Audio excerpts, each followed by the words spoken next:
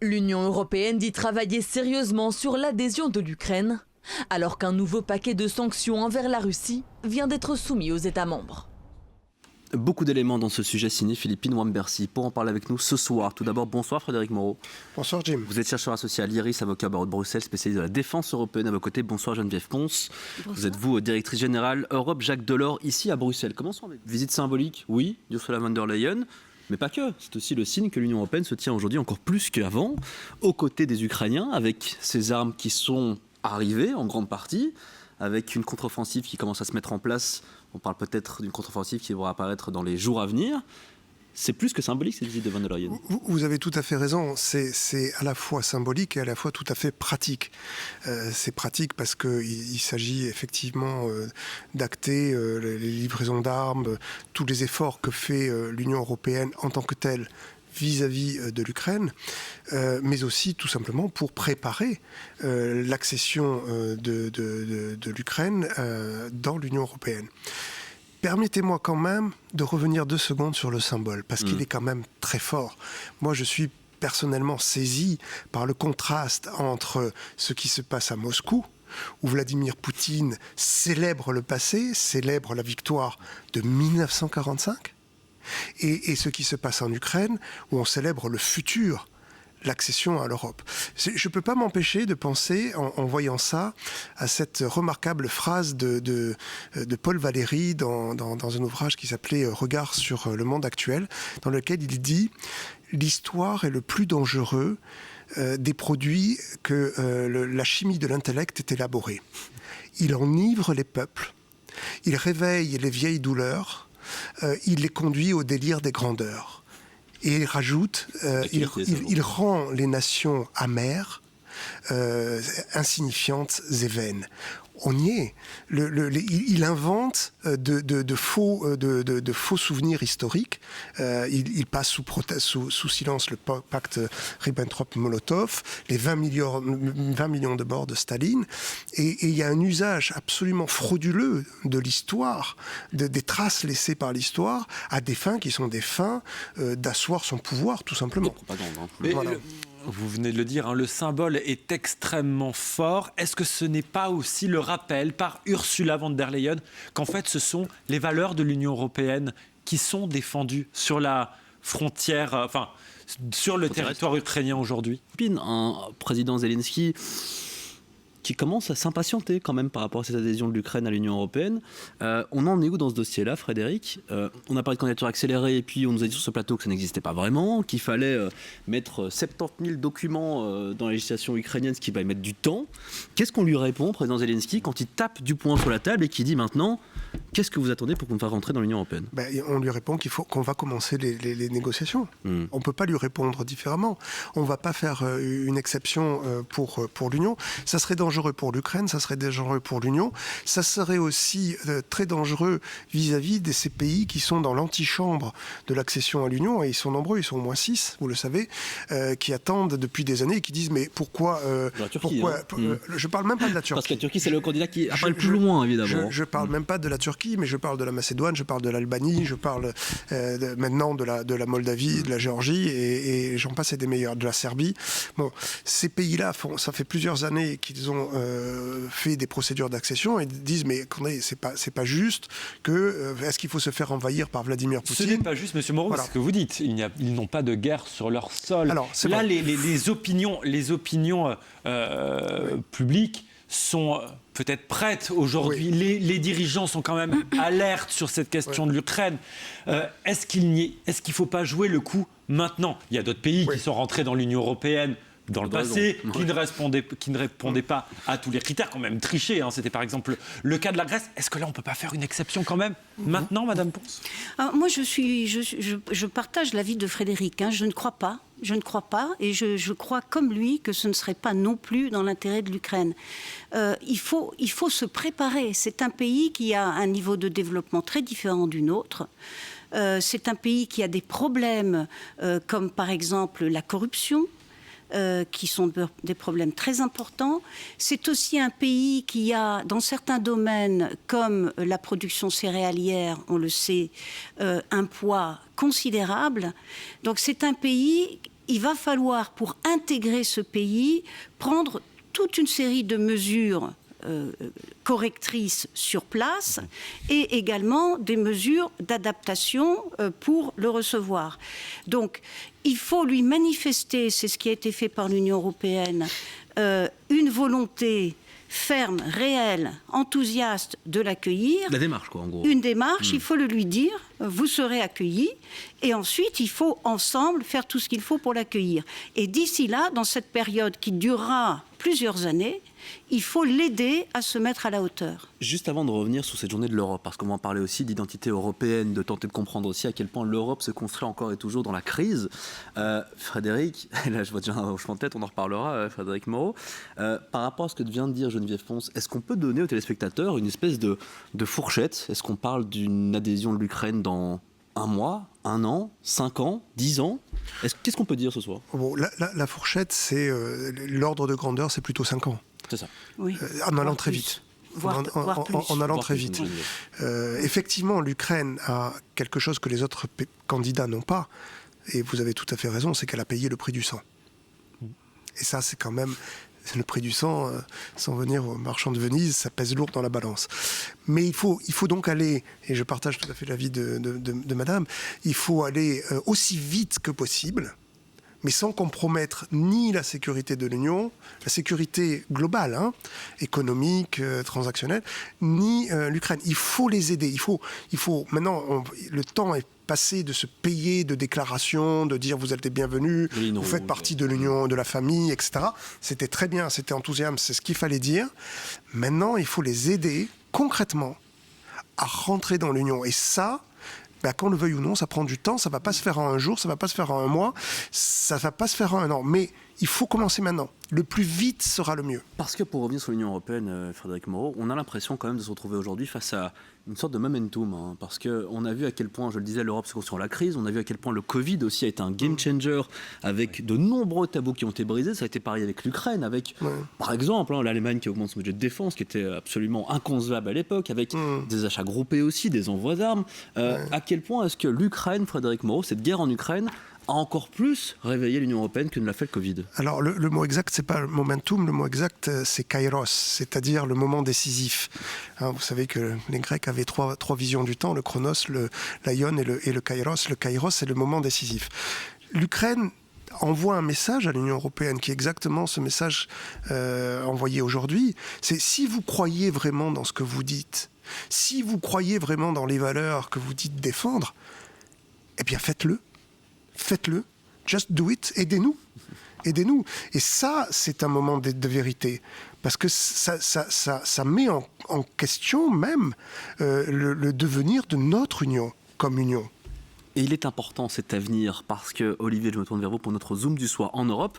Les symboles comptent, Olivier. Et oui, tout à fait. Nos voisins français étudient la possibilité de rendre obligatoire le drapeau européen au fronton des mairies. C'est une proposition de loi des députés macronistes. Alors seulement voilà, cette proposition ne fait pas l'unanimité. Des élus écologistes français se sont offusqués. Ils rappellent que le drapeau européen renvoie à la liberté des peuples d'abord et que ça, les Ukrainiens l'ont bien compris. Merci Olivier. C'est vrai que ce drapeau nous renvoie aussi à une certaine identité européenne. Est-ce qu'il existe cette identité européenne, Geneviève Pons ? Personnellement, j'ai eu une partie de ma carrière à Genève, au sein d'une institution internationale. Et là, j'ai vu l'Europe d'ailleurs. On n'est pas loin quand on est en Suisse. Mais quand vous êtes dans une institution internationale à Genève, vous voyez l'Europe au milieu du reste du monde. Et là, ce que vous voyez, ce sont des valeurs, en effet. Vous voyez une Europe plus verte que le reste du monde. Donc vous avez l'environnement parmi les valeurs, vous avez le social parmi les valeurs, vous avez la démocratie, vous avez les libertés. Donc vous avez des choses qui sont vraiment, vous le voyez quand vous êtes ailleurs, qui sont vraiment des atouts que le reste du monde n'a pas ou n'a pas encore ou a dans une moindre mesure. Donc c'est ça l'identité européenne. Frédéric Moreau, Là-dessus d'abord, et puis j'ai une autre question pour vous, mais dites-nous sur l'identité européenne. Sur l'identité européenne et la question de nation européenne, vous avez un député européen tout à fait remarquable qui s'appelle Bernard Guetta, que je sais que vous avez invité sur ce plateau, qui vient d'écrire un ouvrage qui s'appelle Alors, c'est La intéressant, Nation Frédéric européenne. Moreau. Après le marché commun, après l'euro, Bernard Guetta parle même d'une nation européenne. Voilà, il était sur tout à ce fait. plateau il y a quelques semaines. Voilà. Qu'est-ce que vous en pensez de cette nation européenne, Frédéric Eh bien, Moreau? écoutez, je suis tout à fait d'accord avec lui. Je suis tout à fait d'accord avec lui et tout à fait d'accord avec ce que vient de dire Madame Ponce, parce que au fond, vous ne comprenez mieux qui vous êtes réellement que lorsque vous êtes dans un pays qui n'est pas le vôtre. C'est quand j'ai été aux États-Unis que j'ai compris pourquoi j'ai été européen. Alors c'est vrai qu'il y a plusieurs identités européennes qui ne sont pas réductibles, qu'il ne faut pas essayer. Et personne du reste, c'est un mensonge de faire croire que l'on essaye de fusionner les identités européennes. On aime les Italiens tels qu'ils sont, on aime les Suédois tels qu'ils sont, les Allemands tels qu'ils sont, etc. etc. Mais ce qui nous unit est plus fort que ce qui nous divise, et ça, c'est pas que des mots, et c'est surtout, Madame Geneviève, si vous me permettez, à exprimer quelques notions comme l'écologie, la démocratie sociale, etc., qui sont des valeurs européennes. Si vous allez aux États-Unis, le port d'armes, par exemple, c'est quelque chose qui est complètement étranger à notre culture. Les positions très tranchées dans le domaine de l'avortement, par exemple, ou de la fin de vie, c'est quand même des choses très enracinées dans la culture américaine. En Europe, malheureusement, il y a quand même certains pays qui vont en ce sens-là. Mais on voit ce que vous voulez dire. Mais quand même, il y a plus de similitudes entre un Napolitain et un Suédois qu'entre un Texan et un habitant de Boston ou un habitant de c'est très intéressant Seattle. ce que vous dites, parce Merci. que finalement, tous les deux, vous dites, Madame Ponce, que vous avez réalisé que cette identité européenne existait quand vous étiez à Genève dans un milieu international. Vous vous dites que c'est quand vous sortez de l'Europe. C'est vrai. Et finalement, on le comprend, il faut le sortir pour le ressentir. Ouais. Ce qui fait que les peuples qui ne voyagent pas autant que vous, peut-être, ne la ressentent pas, cette identité. Est-ce que ce n'est pas là le paradoxe, c'est le problème, peut-être? C'est une des façons de voir les choses. C'est vrai, vous avez des gens qui sont naturellement ouverts, qui vont voir ailleurs, qui comprennent mieux ce que nous sommes. Qui sont d'une certaine classe sociale aussi. Alors, c'est un petit peu ça. C'est, je pense, si on essaye de trouver quel est le problème fondamental de notre époque, en dehors de l'écologie et de la destruction de la planète, c'est vraiment la croissance des inégalités. Là, on est vraiment dans quelque chose qui explique Trump, qui explique le Brexit, qui explique les gilets jaunes, qui explique le populisme en général, etc., etc. Et c'est quelque chose qui est tout à fait triste, mais remarquable, qui se passe depuis des décennies, alors que globalement la pauvreté diminue, globalement les inégalités augmentent. Et donc ça, voilà, deux grandes priorités: sauver notre planète, lutter contre les inégalités. Pour terminer cette discussion, Olivier, l'info en plus de ce soir, elle est assez interpellante et ça vous fait réagir tous les deux, j'imagine. Olivier, les élections européennes approchent avec un danger, assister quand même à une poussée de l'extrême droite. Et oui, dans beaucoup de pays, l'extrême droite pourrait enregistrer des scores historiquement hauts, en Italie, en Hongrie, en Pologne, en Slovaquie, en Suède, en Lettonie, en Finlande, mais aussi en Autriche et en Espagne. Dans le dernier Eurobaromètre, les Français et les Grecs sont les peuples qui ont le moins confiance dans les institutions européennes. Les Belges arrivent dans la deuxième partie du tableau, eux aussi. Geneviève Ponce, les prochaines élections sont-elles une menace, même pour la survie de l'Europe ? Je pense qu'en effet, la plus grande crainte que l'on peut avoir en ce moment en Europe, en tout cas c'est comme ça que moi je le ressens, c'est bien la montée des populismes. Et je crois qu'il y a effectivement une lutte contre les inégalités à opérer, même si l'Europe n'est pas le continent le plus inégal, loin de là. Il y a certainement beaucoup de pédagogie à faire, il y a beaucoup d'informations, de communication à faire. Les gens ne comprennent rien. Hein. Écoutez, soyons c'est honnêtes. pas vraiment... institutionnelle, non, mais soyons aussi. honnêtes. Est-ce que ça, c'est Non, moi, inévitable. une chose qui me choque énormément, c'est l'attitude vis-à-vis des migrants. Moi, personnellement, ça me choque. Donc, je suis française, mais je suis née en Tunisie. Et je vois, parce que je retourne régulièrement dans ce pays, je vois très très bien la situation s'aggraver dans ce pays qui est juste emblématique d'autres pays. Hein. Et ils souffrent du changement climatique plus que nous, tout en étant moins responsables. Ils ont de moins en moins de possibilités d'emploi sur leur territoire. Ils ont de plus en plus de difficultés d'alimentation. Qu'est-ce qu'on peut faire? On ne peut pas construire une forteresse. Et en plus, il faut comprendre que chez nous, on a aussi des besoins. Et notamment, on a une décroissance démographique et que donc on peut réfléchir en termes de complémentarité, pas seulement en termes de solidarité, mais de complémentarité. Frédéric Moreau, pour terminer, juste sur cette menace quand même de voir l'Union européenne peut-être un jour chuter par les urnes. Hein. On a quand même des mouvements d'extrême droite, parfois accompagnés par la droite, qui gouvernent avec eux, mais qui sont fondamentalement anti-européens. Et on va les voir peut-être siéger en grande partie au Parlement européen. Comment est-ce que vous voyez tout ça, vous, Frédéric? Moi, je ne suis pas très inquiet dans la mesure où même si ces mouvements que vous décrivez deviennent majoritaires au Parlement européen, nos institutions, je pense, sont suffisamment fortes pour tolérer ça. Et puis, c'est la politique, c'est normal. C'est le jeu. Il faut le permettre. Pardon? Non, je ne suis pas trop inquiet. Non, je suis pas trop inquiet. En revanche, il faut comprendre pourquoi ça arrive. Et là, on touche à la question fondamentale de l'identité qui a été évoquée par Geneviève. C'est au fond, quel que soit le niveau de richesse, quel que soit le niveau égalité ou absence d'égalité. Les Français, par exemple, croient qu'ils vivent dans un pays le plus inégalitaire du monde, alors que tous les indices, toutes les mesures, comme l'indice de Gini, montrent que c'est un des pays les plus égalitaires du monde. Ce qui importe, c'est de répondre à la question « qui je suis ?» Comme disait Shakespeare, être ou ne pas être. C'est quand ils disent forfaiture, etc. Tous ces gens-là... Les Anglais y ont répondu. Oui, ils y ont répondu, à leur grande dame, du reste, à leur grande dame. Mais au fond, il faut conjuguer le verbe être. Et ce que nous avons été, nous, les pro-européens, incapables de faire, c'est d'expliquer aux gens qu'il est tout à fait légitime et logique de cumuler les identités, d'additionner les identités, comme disait Amin Malouf. Parce que c'est quand vous réduisez les identités qu'elles deviennent meurtrières. Où est le problème d'être à la fois français et européen? On peut être français et européen de la même façon qu'on peut être alsacien et français.